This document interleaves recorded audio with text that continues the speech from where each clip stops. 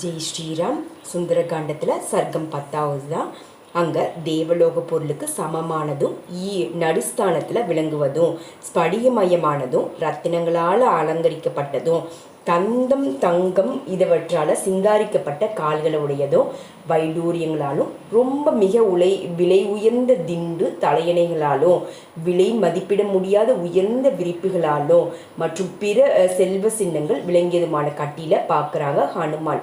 அங்கே ஒரு பக்கத்தில் சிறந்த மாலைகளால் அலங்கரிக்கப்பட்டதும் பூர்ண சந்திரன் போல ஒளி வீசுவதுமான ஒரு கூடைய ஹனுமான் அங்கே பார்க்குறாங்க.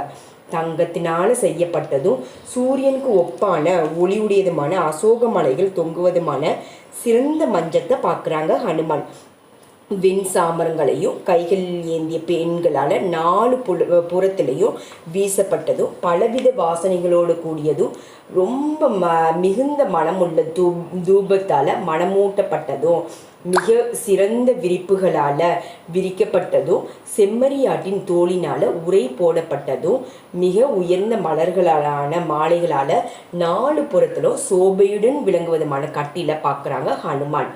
கருமேகம் போன்ற நிறமுடையவன், நெருப்பு போல ஜொலிக்கும் குண்டலங்களை உடையவன், சிவந்த கண்களை உடையவன், வலிமை வாய்ந்த தோளினன், வெள்ள ஜரியாலால செய்யப்பட்ட ஆடை உடுத்தியவன், நறுமணமுடைய சந்தனத்தை பூசிக்கொண்டிருக்கிறவன், ஆகாயத்தில் மழைக்கால செம்மை பின்னணியால மின்னலுடன் கூடிய கருமேகம் போன்றவன். இதெல்லாம் யாரை வர்ணிக்கிறாங்கன்னா ராவணனை.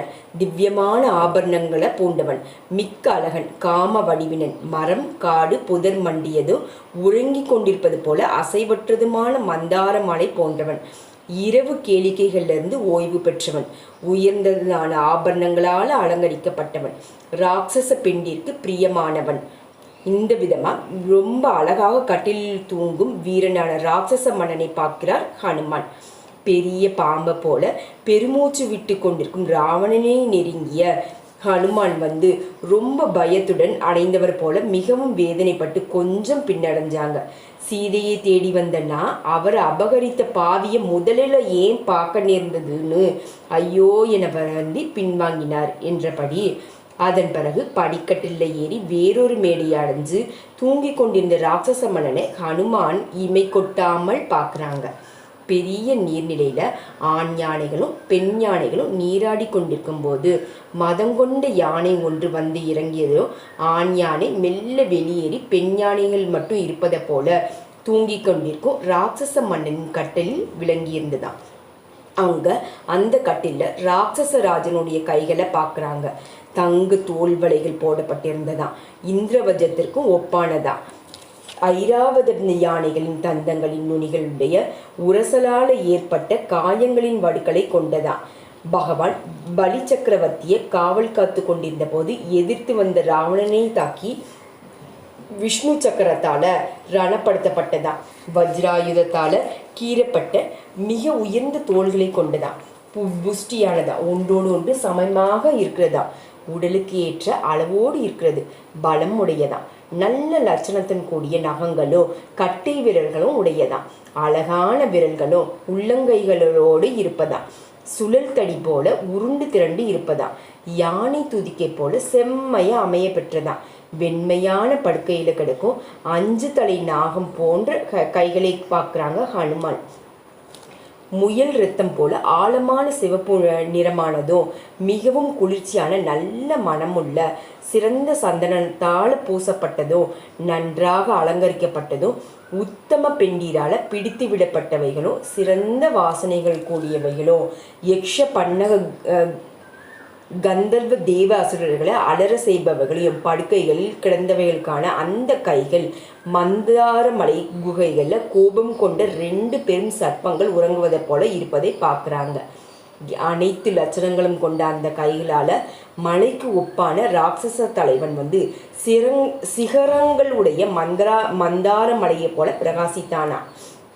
தூங்குகின்ற அந்த ராட்சச மன்னனுடைய முகத்திலிருந்து புறப்பட்டு பெரிதான மூச்சுக்காற்று மா புன்னாகம் இதுவற்று வாசனையோடும் சிறந்த தாளம் பூவின் வாசனையோடும் அந்த வீட்டையே நிரப்புவது போல வெளிக்கிளம்பி இருந்ததாம். முத்து மணிகளால் அலங்கரிக்கப்பட்ட தங்க கிரீடம் கொஞ்சம் நழுவி இருந்ததாம். குண்டலங்களுக்கிடையே ஒளிமுக மெங்கும் பரவி கொண்டிருந்ததா. செஞ்சந்தனம் பூசப்பட்ட மாலைகளால் அழகு செய்யப்பட்ட உயர்ந்த அகலமான மார்பு பொருந்தியவன், சிவந்த கண்களை உடையவன், சற்று விலகியிருந்த வெண்பட்டாடை தரித்தவன், உளுந்து குவியல் போன்று இருப்பவன், பாம்பை போல மூச்சு விடுபவன், பெரிய கங்கா நதியின் நடுவில் தூங்கின்ற யானையை போல 4 திசைகளிலும் சுடர்விலும் 4 தங்கமயமான தீபங்களால மின்னல் கூட்டத்தால ஒளிரும் மேகம் போல பிரகாசப்படுத்தப்பட்ட அங்கங்களை உடையவன், மனைவிகளிடம் பிரியமுள்ளவன். அப்படிப்பட்ட பேருடல் கொண்ட ராவணனுடைய காலடியில அவனுடைய மனைவிகள் கிடப்பதையும் அந்த ராட்சசனுடைய மாளிகையில பார்க்குறாங்க.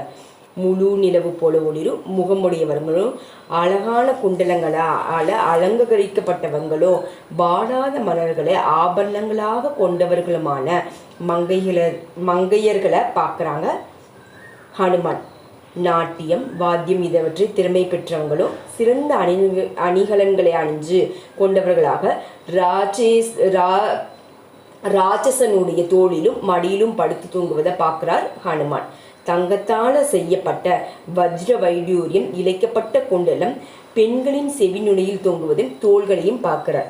நட்சத்திர கூட்டங்களால் ஆகாயம் பிரகாசிப்பதை போலதான் சந்திரனுக்கு ஒப்பான அழகிய குண்டலங்களை உடையவோ மங்களம் நிறைந்தவர்களுமான அந்த பெண் அரசிகளின் முகங்களால விமானம் போல அந்த கட்டில் அங்க அசைவுகளுடன் நர்த்தனம் செய்ய நல்ல நிறம் கொண்ட ஒரு நங்கையும் அங்கங்களை படுக்கையில் அதே நிலையில வைத்து படுத்து அப்படியே தூங்கி போனாலாம். பெரிய நதியில போய்கொண்டிருந்த தெப்பக்கட்டையை தற்செயல அடைந்த தாமரை கொடி போல இன்னொருத்தி வீணையை தழுவிக்கொண்டு நன்றாக தூங்கினாலாம்.